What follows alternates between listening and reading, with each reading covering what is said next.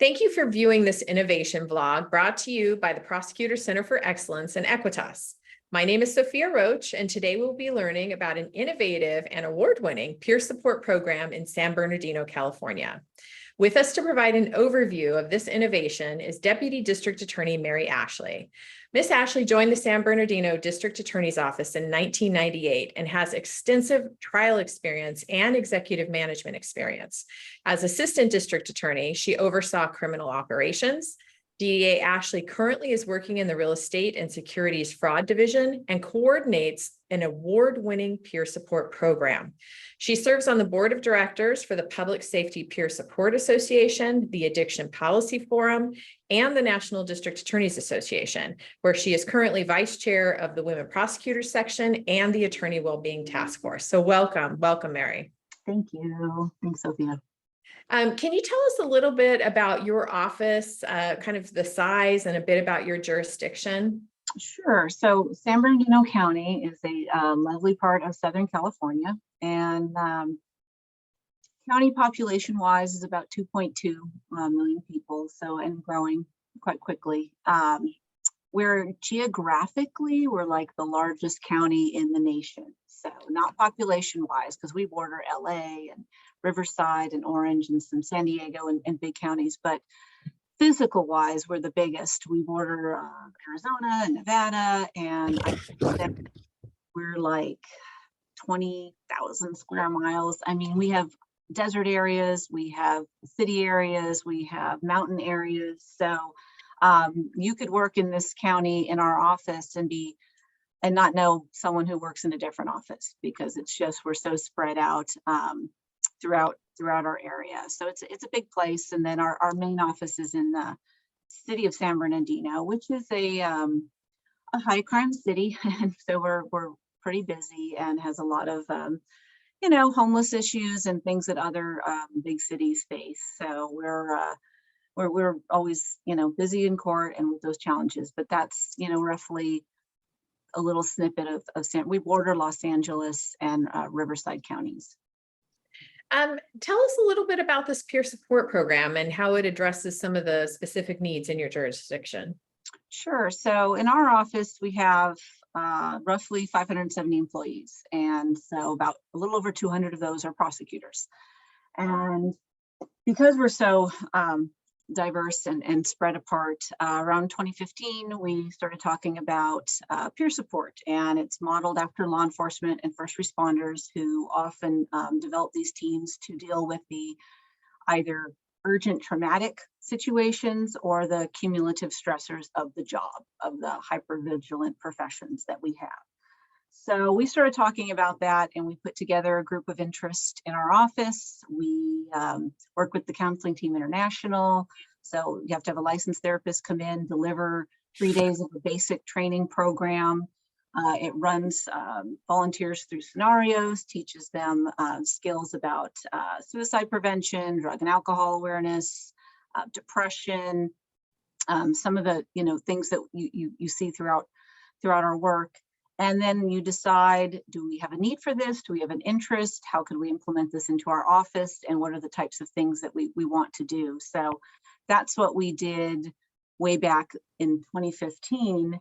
And who were some of the initial partners on that? It wasn't just prosecutors, was it? No, so our team is multidisciplinary. So we have people from every aspect of our office. It's law enforcement, investigators, victim advocates, prosecutors, clerical, administrative, technology.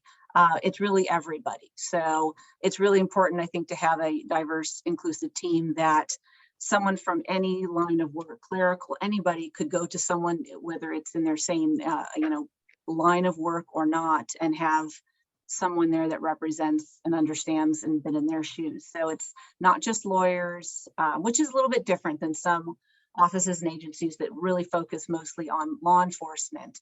And we modeled after some of those agencies, and we worked with some of those agencies and shadowed programs to figure out what would kind of work best for a DA's office. And so once you were able to kind of lay that groundwork, describe for us some of the programs that you implemented and why you think they were successful.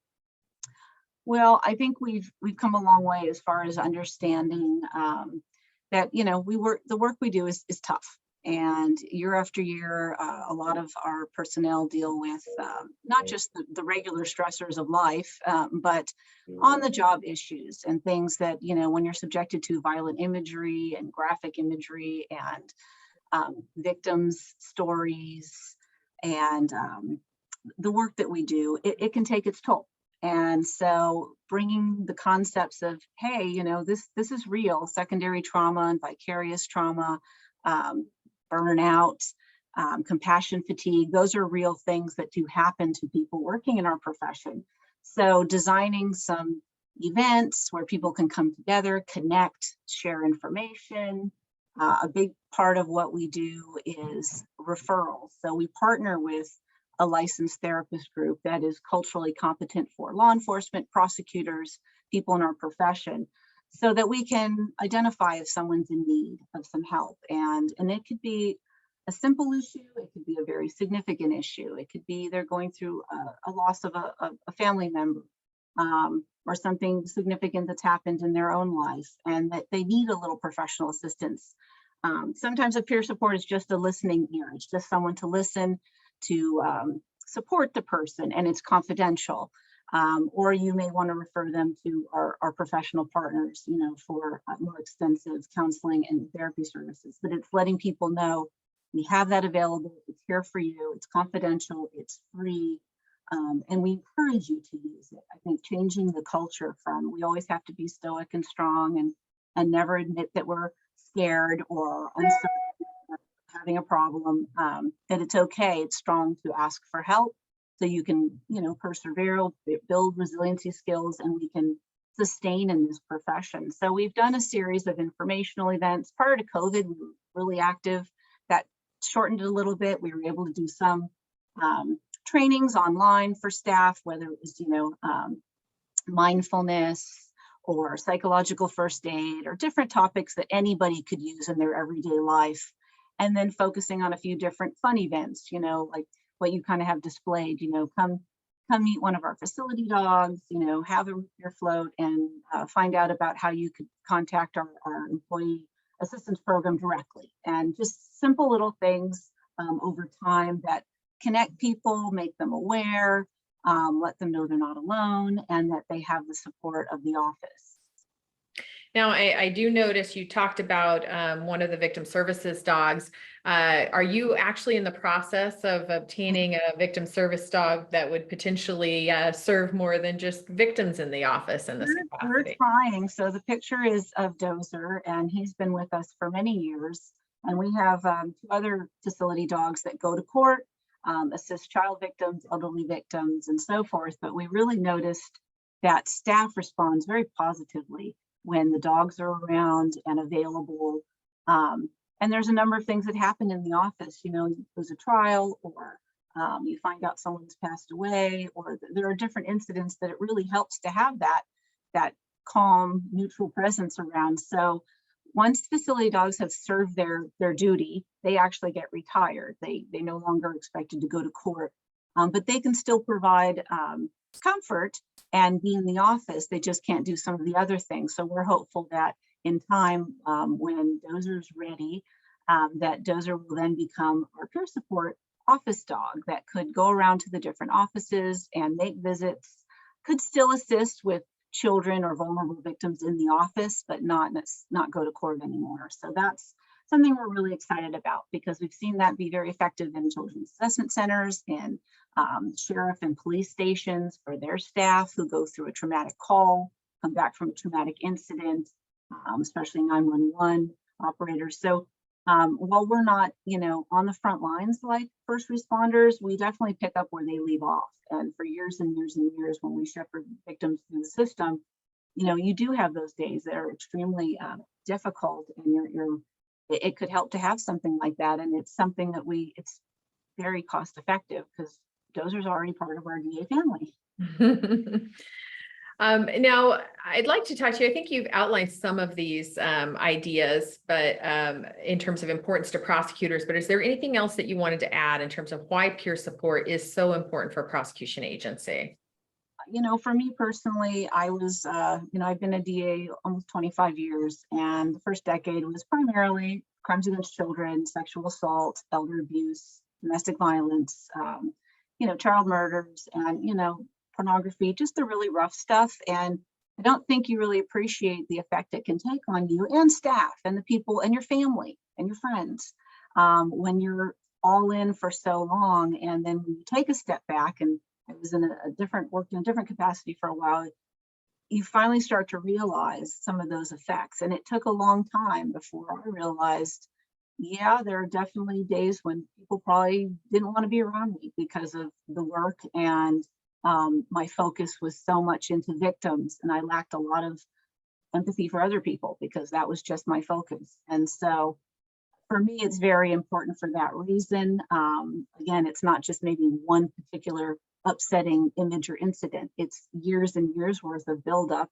When we first started the program, we were just getting our sea legs and just starting to figure out how to implement and how to proceed forward. And in 2015, December 2nd, we had a terrorist attack in San Bernardino, and that affected everybody in the county and all of our county employees and people in the office. And that was like the first jolt of, wow, something major like this could happen. And then we, dealt with that for years and years. And it really emphasized that, things can happen anywhere. It really helps to have a system in place that's here for people. Not so much when the incident happens, because we've all rallied around people in times of trouble, but then people have to go back to their regular lives and duties, and a peer supporter is there to follow up, check in on the person, see what else they can do if they're doing okay. I mean, the whole goal is we want competent, healthy colleagues and employees that go into court and represent the public and represent victims. And if we're not taking care of that in our own office, it can translate out into the community, and we're entrusted with a lot of responsibility.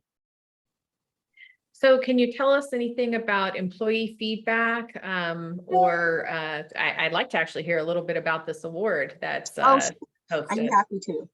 Well, the feedback has been really good. And generally we get that from staff members, from other agencies that we support. Like, we're able to send team members out, perhaps if the sheriff had a line of duty incident, or probation, or one of our other partnering agencies. And we get good feedback from that, from people who have been on the peer support team and then are retiring or become a judge or so forth. We do exit interviews, and I get really insightful information and feedback on how valuable they felt serving the office in this capacity. And so that's been positive. Or I always want to make sure if we're referring someone to a resource, it's a valuable, good resource. And we get good feedback on that they were able to access services easily and they felt comfortable and it really helped them. So we do get good feedback in that respect. The award was just, icing on the cake as far as our efforts. So the National Association of Counties gave us an NACO award for our program. The focus really was, we've been in existence for a while, but the focus was in about 2020, 2021, California created peer support laws. So AB 1116 and 1117 turned into a government code section. And that section really gave teeth to enforcing rules around confidentiality and implementing a team and liability.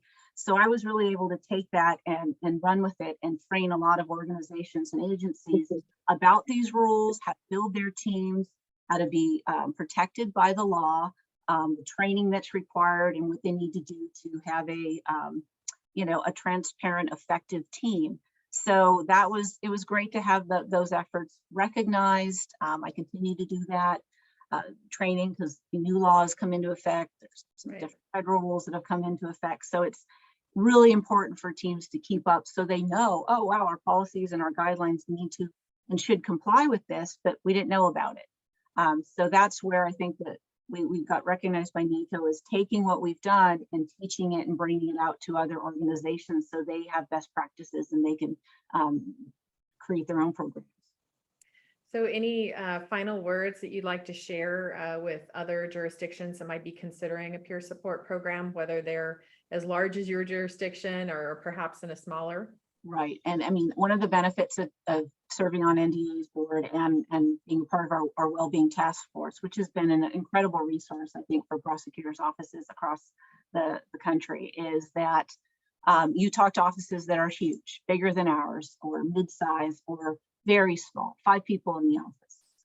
So that, and they say, well, this sounds great, but we don't need a team. And you don't. I mean, 5 people, you know, a smaller office isn't going to develop a team per se, but a lot of the training is certainly important. Like we have a DA in Missoula County who developed, she has a small office in Montana, but she developed a secondary trauma and compassion fatigue program specifically for people who are repeatedly subjected to violent cases and imagery, recognizing the need for that group, even though they're smaller, but they did something in the vein of what peer support does. I mean, who couldn't benefit from a class about active listening, you know, or suicide prevention, or recognizing the signs of cumulative stress, things that they can implement in their own lives, and or help a colleague in need.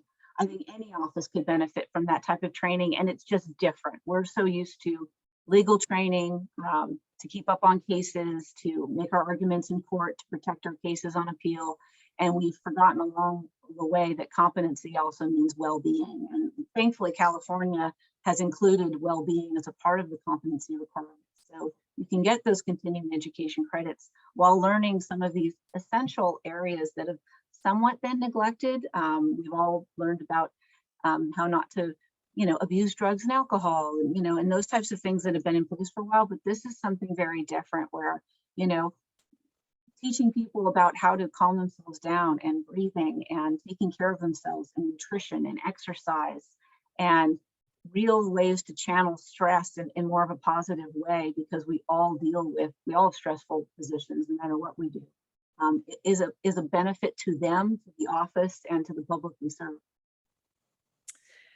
Well, I want to thank you for sharing this innovation with us, and thank you also to our viewers. If you would like to share an innovation, please contact PCE directly at contactpce@pceinc.org. Thank you so much. I really appreciate your time today. Thank you, Sophia, and thanks to PCE.